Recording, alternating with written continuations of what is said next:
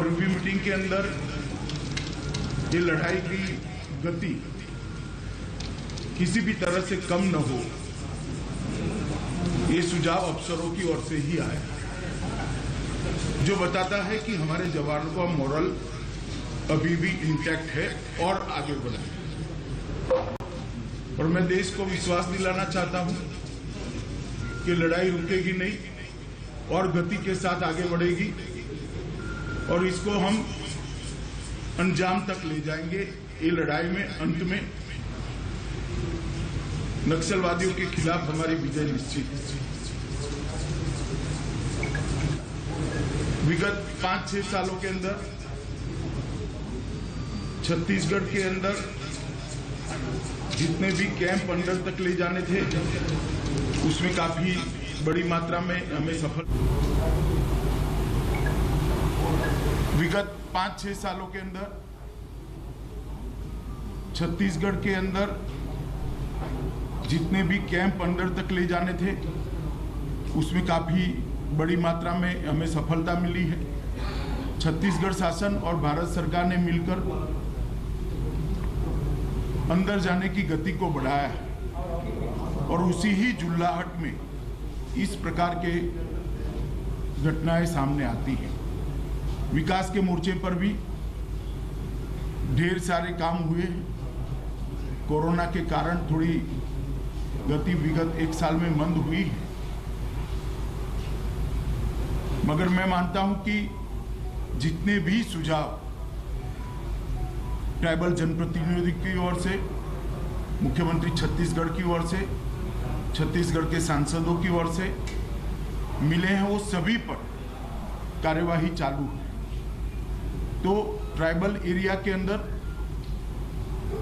एक और विकास के काम को तेज करना और हथियारी ग्रुपों के खिलाफ लड़ाई को तीव्रता के साथ आगे बढ़ाना और उसको अंजाम तक ले जाना, दोनों मोर्चों पर दोनों सरकारें मिलकर मक्कमता के साथ लड़ रही है। देश के प्रधानमंत्री मोदी जी ने ये पूरी लड़ाई को लॉजिकल एंड तक ले जाने के लिए भारत सरकार की प्रायोरिटी पहले से ही तय की हुई।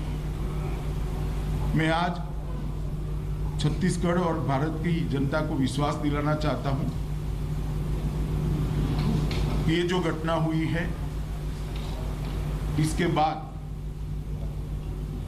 ये लड़ाई और तीव्र करेंगे और ये लड़ाई को हम निश्चित रूप से विजय में परिवर्तित करेंगे। जो जवान शहीद हुए हैं,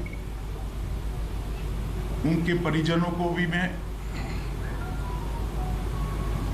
ये बात कहना चाहता हूं कि आपके भाई ने, आपके पति ने, आपके बेटे ने जो देश के लिए सर्वोच्च बलिदान दिया है, उसको देश कभी भुला नहीं सकता।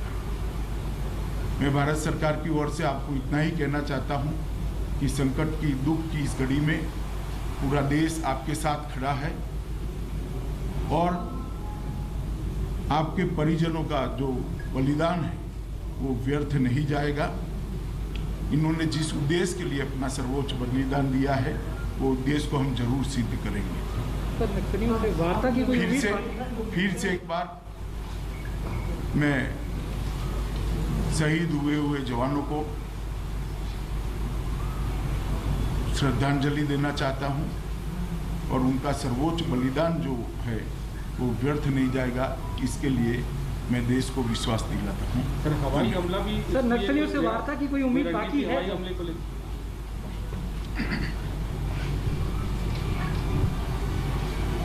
अभी जैसे गृह मंत्री जी ने आप सबसे चर्चा की और मैं भी जो शहीद हुए जवानों को नमन करता हूं, उनके सर्वोच्च बलिदान को प्रणाम करता हूं, साथ ही उसके परिजनों के प्रति संवेदना व्यक्त करता हूं। परसों की जो घटना है वो निश्चित रूप से पूरे प्रदेश को, देश को झकझोरा है, लेकिन ये भी मैं कहना चाहूँगा कि हमारे जवानों ने बहुत ही साहस का देते हुए नक्सलियों का मुंहतोड़ जवाब दिया है। ज़बरदस्त ये मुठभेड़ मैं नहीं कहूँगा बल्कि एक युद्ध की स्थिति थी जिसमें 4 घंटा तक के लगातार हमारे जवान लड़ते रहे, जिसमें डीआरजी के, एसटीएफ के, कोबरा के और सीआरपीएफ के जवान शहीद हुए, घायल भी हुए हैं। और पहली बार ऐसा हुआ है कि नक्सलियों के जो नक्सली मारे गए उसके लाश भी लाए और उसके हथियार भी लाए। ये भी आपने देखा कि मीनपा की घटना भी हम आगे बढ़ के उनके साथ लड़ाई लड़े और उनको भी क्षति पहुंचाए। लगभग 26 नक्सली उस समय मारे गए थे। इस समय भी बड़ी संख्या में नक्सलियों के मारे जाने की सूचना है। 4 ट्रैक्टर में वो लाशें और घायलों को ले गए हैं, ये भी जानकारी है। कुछ दिनों में वो संख्या भी सामने आ जाएगा, 2-4 दिन में। तो नक्सलियों को भारी क्षति इसमें हुई है और ये वो एरिया है जिसमें जो उनका गढ़ कहा जाता है, उनका केंद्र कहा जाता है और वहाँ हमारे लगातार कैंप खुल रहे हैं। मीनपा पिछले